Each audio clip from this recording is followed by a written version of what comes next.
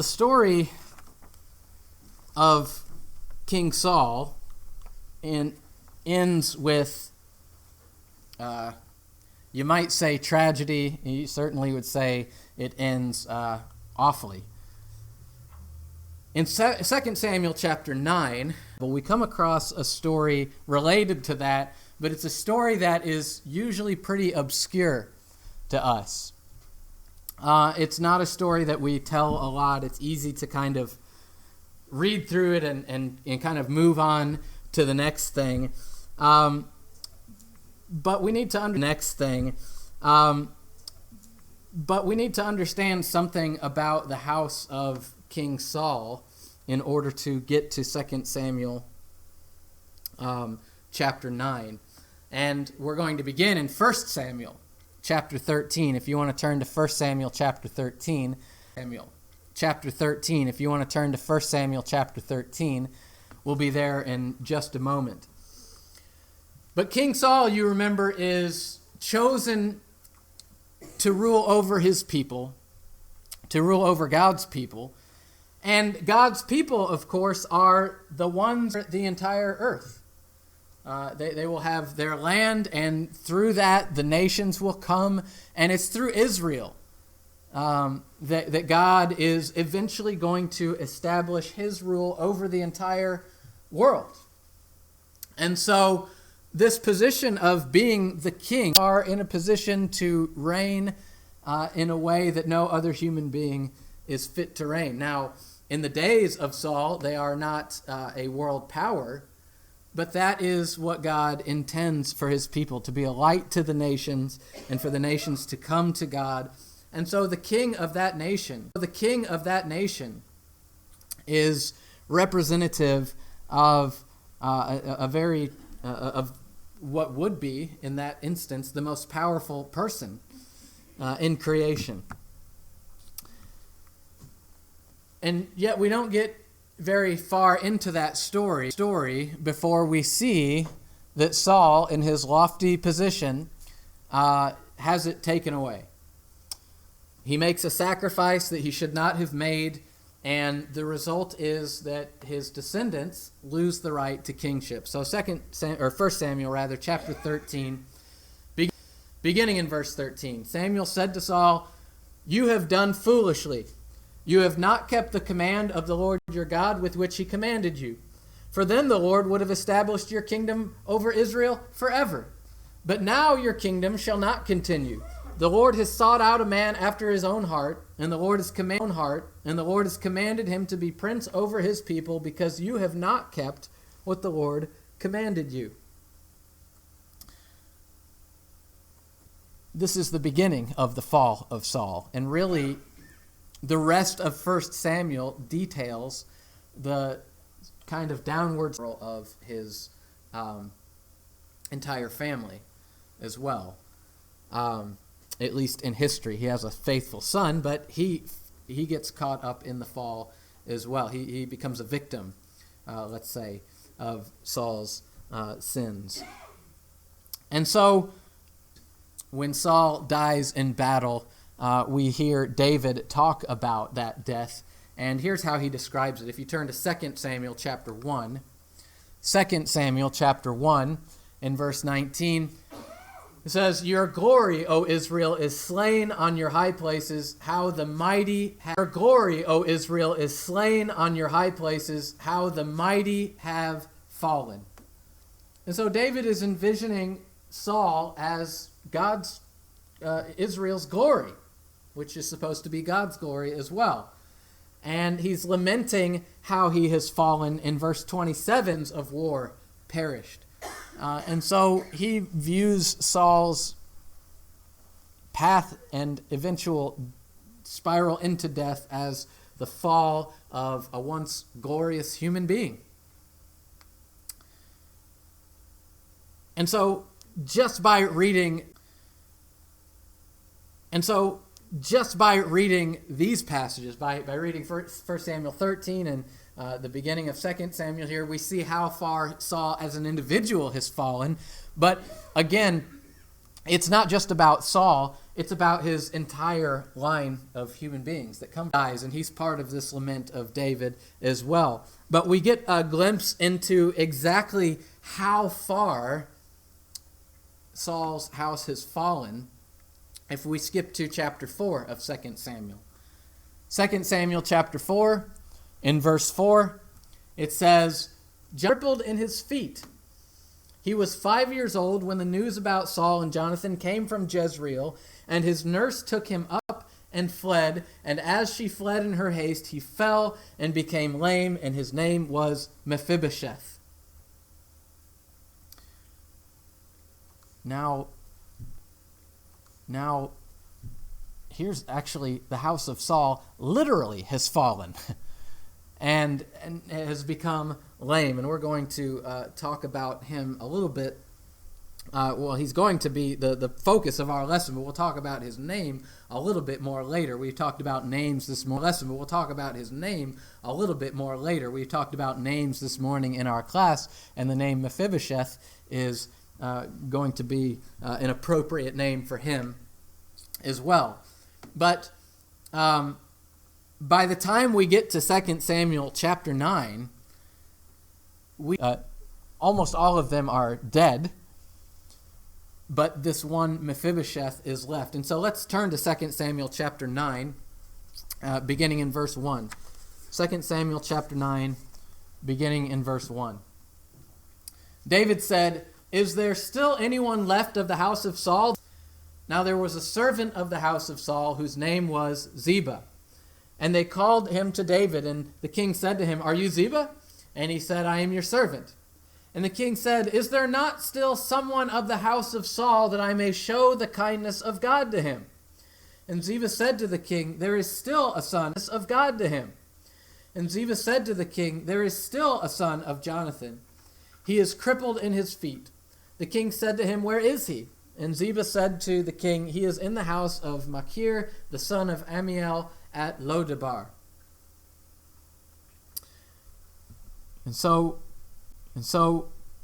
there's someone left, and it's the son of Jonathan. And you remember David and Jonathan have this covenant that they've made, and David makes this promise to take care of David and his house, to treat them well. And so he's looking for someone who's left over from Saul's house. And he finds this man Mephibosheth. Well, the name Mephibosheth can be translated, again, remember kind of the malleability of name talked about this morning. But the name Mephibosheth can be translated from the mouth of shame. The word Lodebar can be translated as nothing. That's the place where he comes from. He describes himself as a dead dog in this passage as well. He's lame. He's unable to walk. These things coming together. I meant to go through these things. Illustrate just how far Saul has fallen. Because when we see Mephibosheth, we need to think Saul, right? He's of the house of Saul. He's carrying the name of Saul, but he's of the house of Saul. He's carrying the name of Saul, but he is shameful. He lives in nothing. He's a dead dog. He's lame and unable to walk. And I don't think I have the dead dog reference in that passage there. But I'll have to look at that. Okay, there. But I'll have to look at that. Okay, in verse 8. Thank you. I have it in a coming passage here. Excuse me. This is as close to nothing as a line of human beings can get to. And 5 of 2 Samuel chapter 9. King David sent and brought him from the house of Machir, the son of Ammiel, at Lodebar, and the son of Jonathan, son of Saul, came to David and fell on his face and paid homage. And David said, Mephibosheth. And he answered, Behold, I am your servant. And David said to him, Do not fear, for I will show you kindness for the sake of your father Jonathan, and I will restore to you all the land of Saul your father, and you shall eat at my table always. And he paid homage and said, What is your servant that you should show regard for a dead dog such as I? Servant that you should show regard for a dead dog such as I. So again, all of those words used again and kind of repeated here. Mephibosheth, his name, the dead dog, living in Lodabar, all of that fall. But of course, in spite of who Mephibosheth is, we haven't even talked about how he could be viewed as an enemy to David. But just even if he weren't viewed as an enemy, just this nobody, this guy who lives in nothing, whose name is shame, why does the king of Israel need to do anything? David can walk on his way and live his life as king and say, I'm glad that whole Saul episode is over. And I do hate that my friend Jonathan died, but that's a chapter in the past. And let's move on, and it's nice to be king and to have God's blessing and so forth. No, he seeks out and finds this man, and when he does, he gives him land and he gives him a place at his table. And so I'll ask one question here to think about this story. Why does Samuel, or I guess I should say the author of Samuel, why does he include this story? Why talk about David and giving him a place to eat at his table? Is it to show, you know what, David's a nice guy? And this story will help illustrate how nice of a person David is. Does he just kind of want to tie up loose ends? Well, let's kind of make sure we finish up some of that Saul. Well, let's kind of make sure we finish up some of that Saul story and make sure everything kind of wraps up nicely. Well, that might be part of it as well. I think in order for us to appreciate the reason that this story is told here, I think we need to back up to a greater, and I think we can interpret this passage, and again, I suppose I would say as well, going on what we said this morning, not to say that this was necessarily some of the things that the author intended with this story, but some of the things that I hope as we look at this story, we will see we can pull out.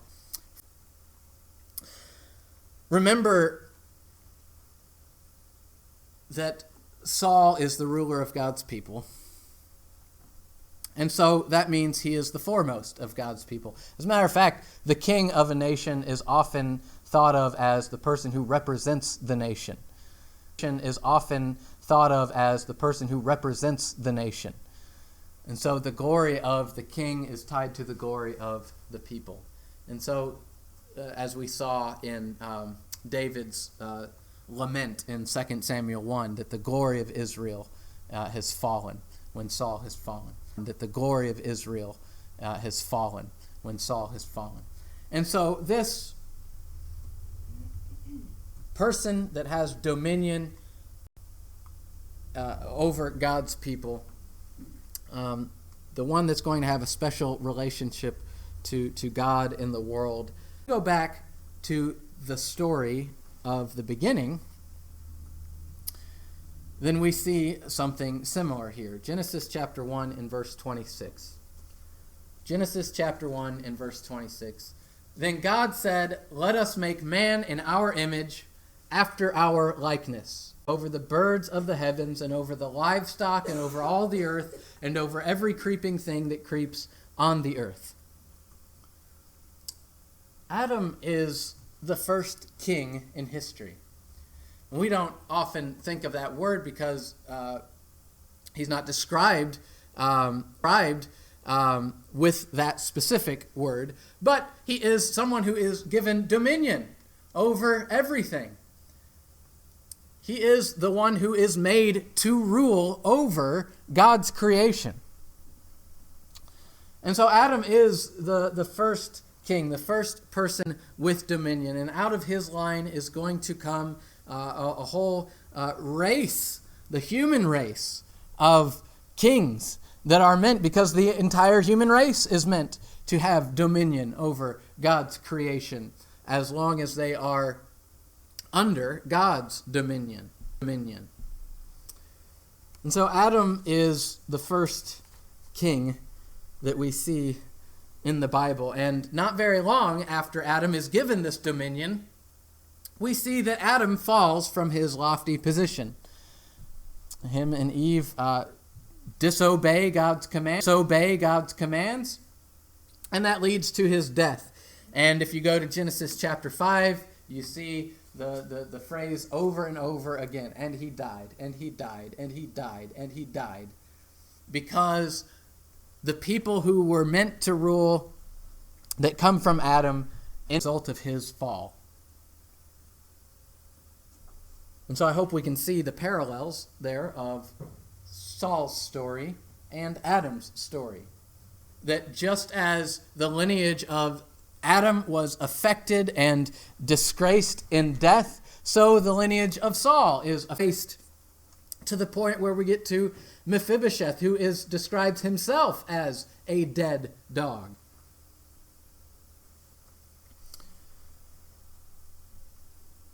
Remember, of course, that Saul is replaced with a king, and this king is with a king, and this king is a king that has that is described as a man after God's own heart, King David. And so just as Saul is replaced with a king, so Adam is replaced with a new man. Adam is replaced with a new man, a new Adam, a new king. And we looked at this passage on Friday night, but let's look at it again. Romans chapter 5 and verse 12. Romans chapter 5 and verse 12. Paul says, "Therefore, just as sin is given, but sin is not counted where there is no law. Yet death reigned from Adam to Moses, even over those whose sinning was not like the transgression of Adam, who was a type of the one who was to come." Continue, let's go down to verse 17. Let's go down to verse 17. If because of one man's trespass death reigned through that one man, much more will those who receive the abundance of grace and the free gift of righteousness reign in life through the one man, Jesus Christ. And Jesus Christ. Notice again the language of reigning. That those who receive the abundance of grace and free gift of righteousness reign in life through the one man, Christ. Ephesians, I'm not going to turn there, but Ephesians chapter 2 says that we have been seated with Christ in the heavenly places. The idea that God's people reign with Christ is there. And what Paul is saying in Romans 5 is that, the first guy who had dominion, he fell, and everyone with him ends up being a dead dog, just like his race in Genesis 5. And everyone who is of Christ becomes someone who can inherit in the reign that is in his reign. And so the house of Saul is not just about Saul. The house of Saul represents humanity. It is representative of, and that also means that when we look at Mephibosheth, because Mephibosheth is of Saul, Mephibosheth is not just representing himself, but he's representing just how far humanity has fallen.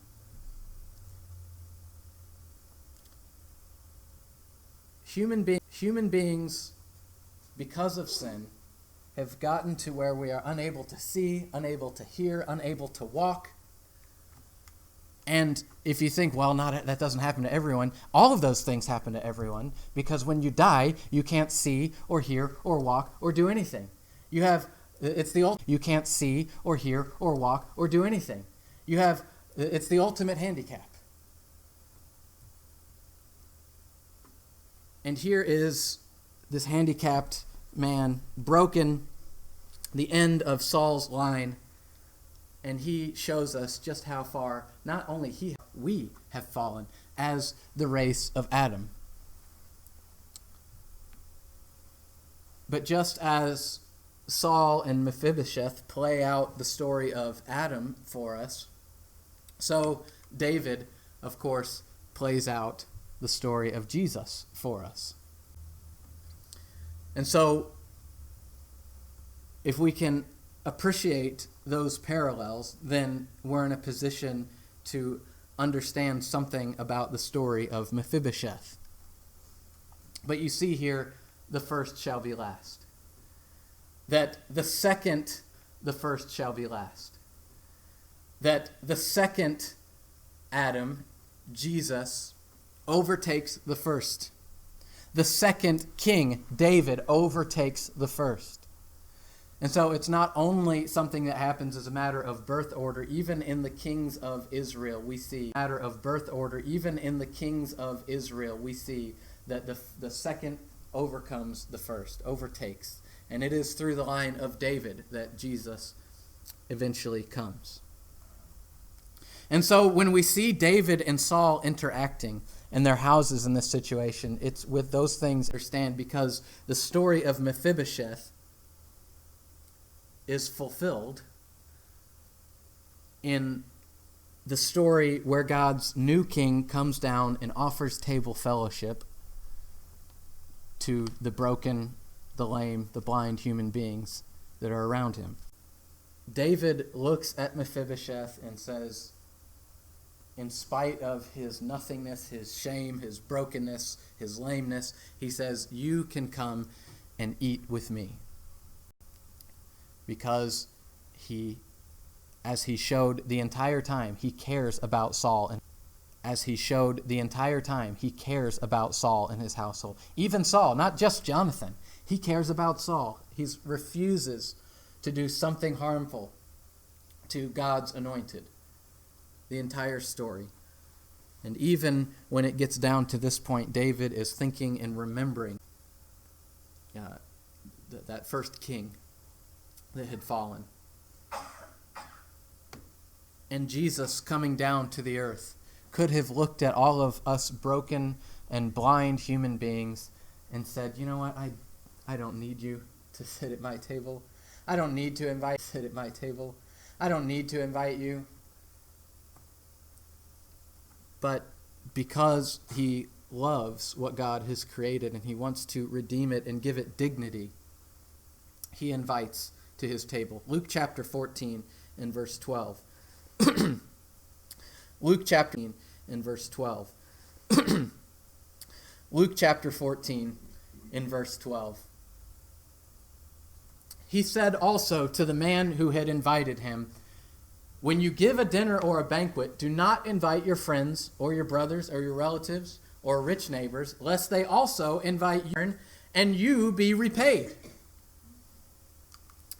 But when you give a feast, invite the poor, the crippled, the lame, the blind, and you will be blessed because they cannot repay you. For you will be repaid at the resurrection of the just. Maybe specifically in the crippled, in the lame, that Jesus instructs us to do what he himself does. Luke chapter 22. Luke chapter 22 in verse 14. It says, when the hour came, he reclined at table, and the apostles with him. And he said to them, I have earnestly desired to eat this Passover with you before I suffer. For I tell you, I will not eat it until it is fulfilled in the kingdom of God. And he took a cup, and when he had given thanks, he said, kingdom of God. And he took a cup, and when he had given thanks, he said, take this and divide it among yourselves. For I tell you that from now on I will not drink of the fruit of the vine until the kingdom of God comes.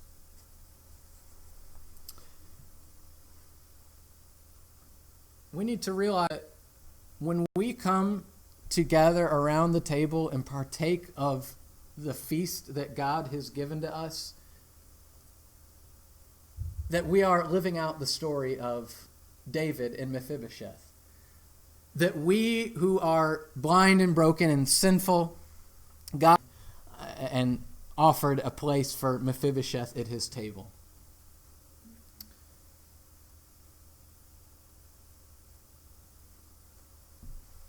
It also helps us to realize that we are, in some senses, still part of this. In some senses, still part of this broken world. We still have Saul in us. And we're trying to become more like David, as we talked about on Friday night. We're trying to let that second ruler in our lives, the second version of ourselves, rule instead of the first ruler in our lives. The second version of ourselves rule instead of the first version. But it's a transformation process. It doesn't happen just all at once. God puts us through situations to help us develop that his rule in our lives. We come together at God's meal. We can appreciate not only how far we have fallen and how much we have partaken in Saul's reign and demise, but we can also appreciate the grace and dignity and glory that he has brought back into our lives.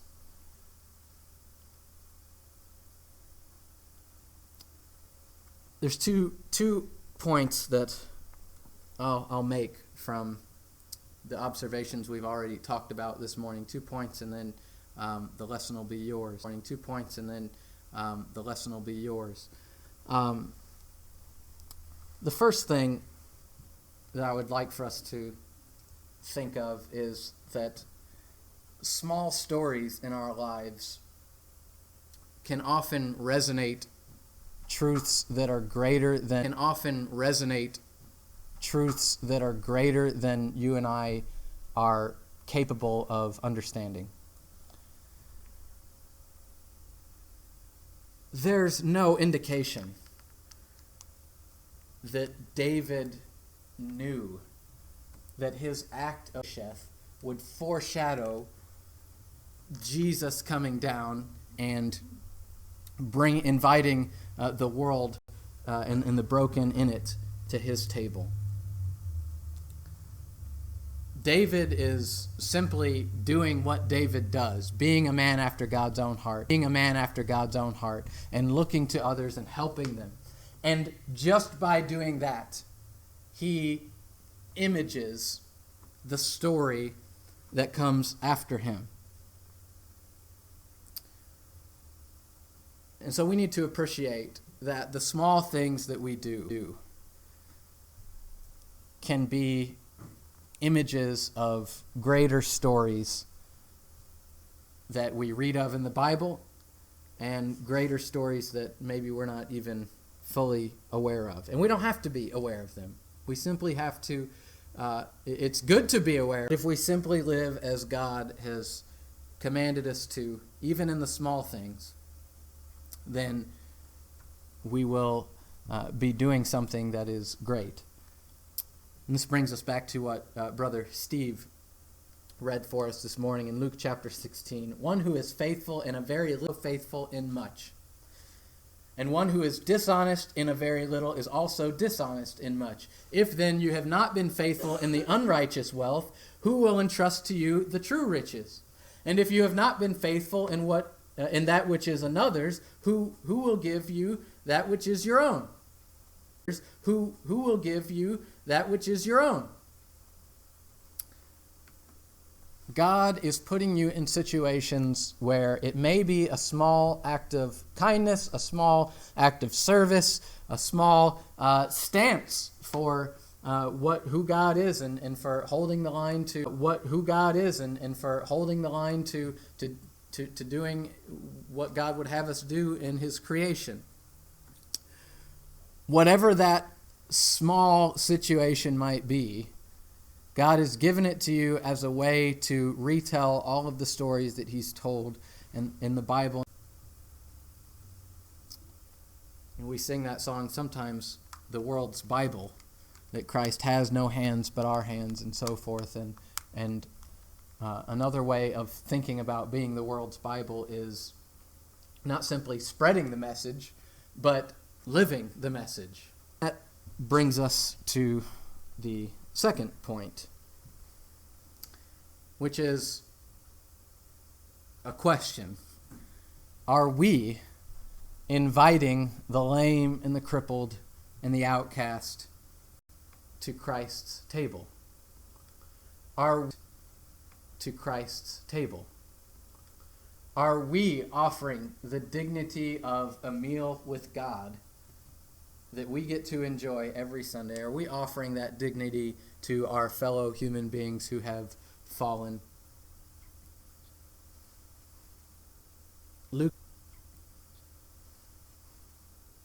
Luke chapter 14, as we've already looked at, but I'm going to go back there. Luke chapter 14 and verse 13. When you give a feast, invite the poor, the crippled, the lame, the blind, and you will be blessed, because they cannot repay you. Of the just. It's easy to maybe be selective about who we want to invite. It's easy to choose people that we think that we have to have when we go out into the world. We do need to make certain judgments. I don't mean be judgmental, but we need to make discernments about whether someone is going to be listening to us and so forth. So I'm not suggesting that we cast off discernment. But what often can happen is that our discernment works without us being fully conscious of it, and we only start to invite people who are people that we would rather have around. We invite people who we are maybe friends with, or that we would like to be friends with.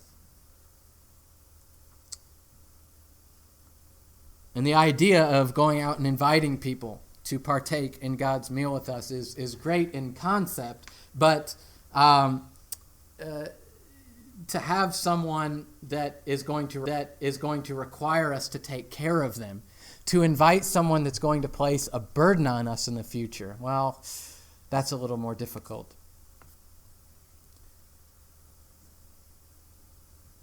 You can think of that physically, inviting an actual person with some sort of handicap, a crippled person, might require you to go pick them up.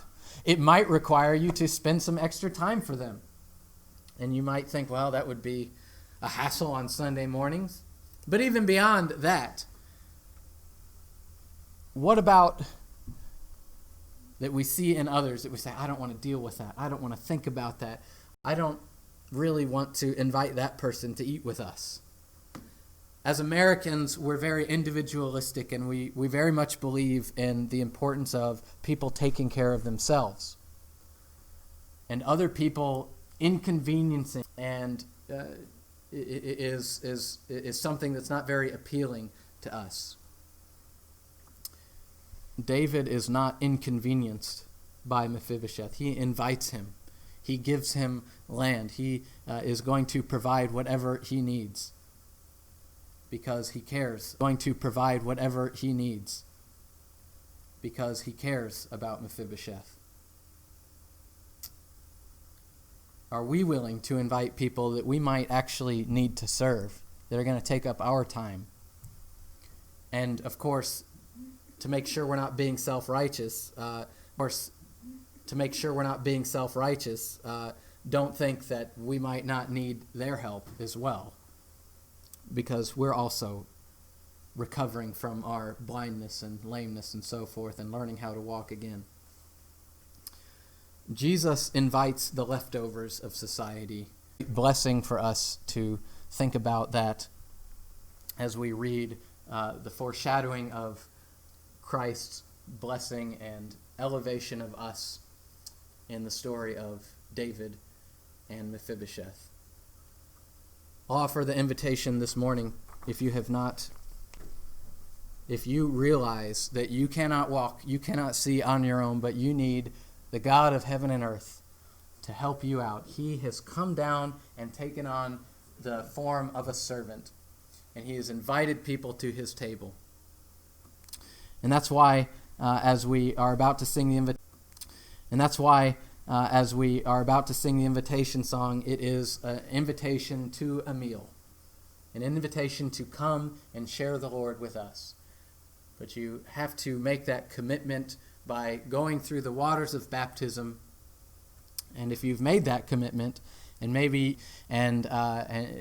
yet you haven't been living as the second version of yourself, maybe you've let the Saul reign within you, and you need the prayers and the encouragement of the congregation, then we're here to help you. We're all struggling with that and all working to put a need. Or if you need to be baptized, then come now while we stand and while we sing.